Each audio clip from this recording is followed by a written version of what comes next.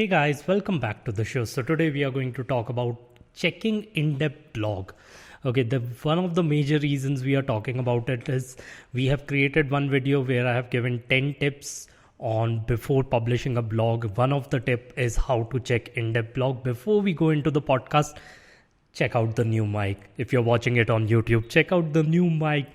Okay, I got this mic gifted because my birthday is coming really soon. If you want to gift me something, I don't want anything, but yeah, Apple review would be very nice. Like, I know even if you don't have Apple, I know you know someone who owns Apple phone. Go to his phone, leave me a review.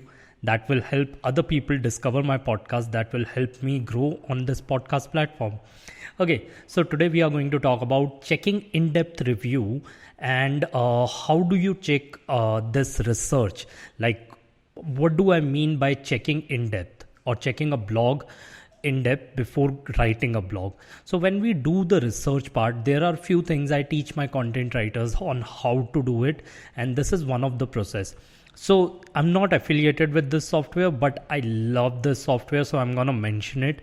I personally use Postpace. Okay, so it's called Postpace, and I got the lifetime membership. I know the owner; he have been on the podcast, and I love the software so much that I have to call him on the podcast and ask him about the algorithm because it was crazy. So what we do is, let's say we put a keyword intermittent fasting diet. Okay, any blog that is ranking on top page 1. Okay, you can do it manually, but any blog that is ranking on page 1, the software goes through all the blogs, top 10 articles, one by one, picks up the article, see all the headings, subheadings, H2 and H3 of all the pages. So it gives me an idea how deep my blog needs to be.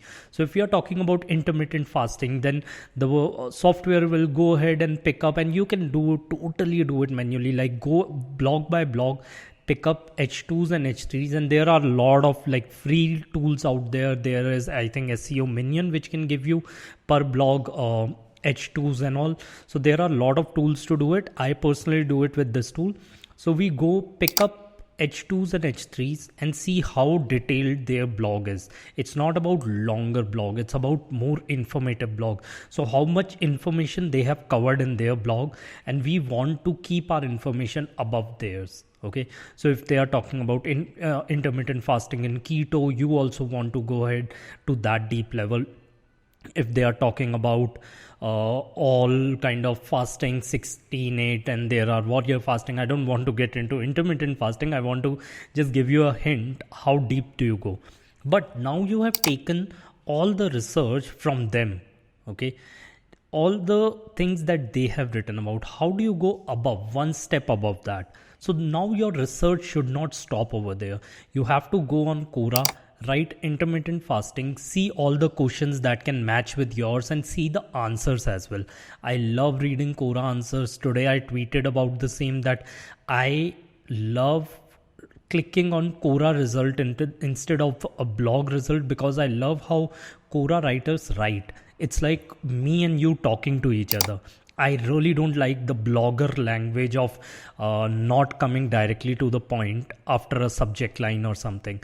They try and expand their word count, which is like, I don't know, this Gotch SEO, Nathan Gotch, just recently said somewhere that Google have started now ranking more informative article, doesn't matter even if it's shorter, but rather than longer and longer or more words article.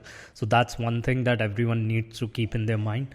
Okay, so Quora Research, go on Quora, read the answers, see if there are unique points that you can add to your blog. Go on Reddit, put intermittent fasting over there and see that other, or put your blog title over there and see other kind of research on Reddit, and add to the answers, add to the point. You can pick up some questions from Reddit and Quora and add it as FAQs.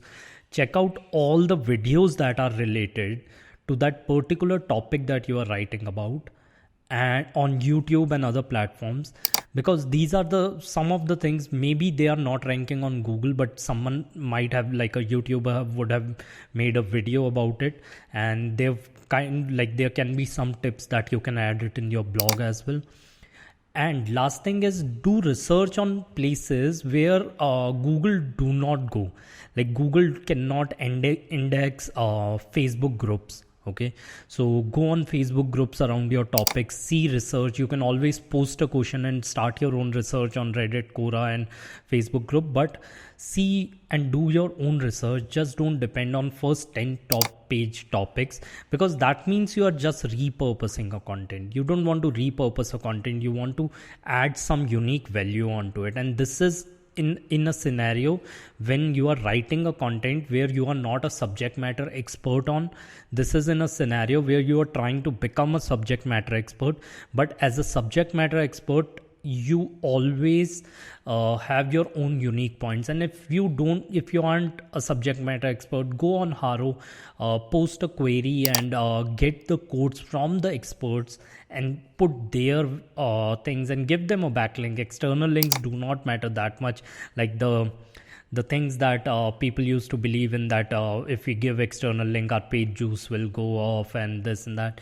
No, give off. If you get to write an expert name with their quote in your blog, give off the backlink. That's completely okay. Okay, so that's something that you have to do. There was a time when people were using Haro to get more backlinks, but trust me, you need to use Haro to get more content. Okay, you can literally start a full blog just by Haro or posting on Haro and get 10 to 15 quotes and complete a content. You won't even have to write a single word. Imagine. Okay, so these are some of the tips, and I'm dropping another case study.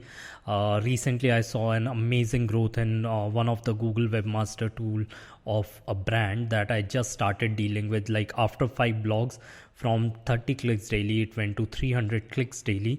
That's like 10% growth, 100% growth. I'm really bad with maths, but yeah, I saw that growth. The chart looks beautiful, and I'm gonna post it on newsletter. So if you're not subscribed to the newsletter, link is mentioned below. Go subscribe to the newsletter so that you can read that case study. It's gonna be one hell of a case study. And yeah, these are some of the tips for the day. And if you're happy with the podcast, go leave me a review. If you're watching this on YouTube, subscribe to it, but also send it to someone who can subscribe to it. And thank you so much for listening, guys. And I will see you guys tomorrow. Bye.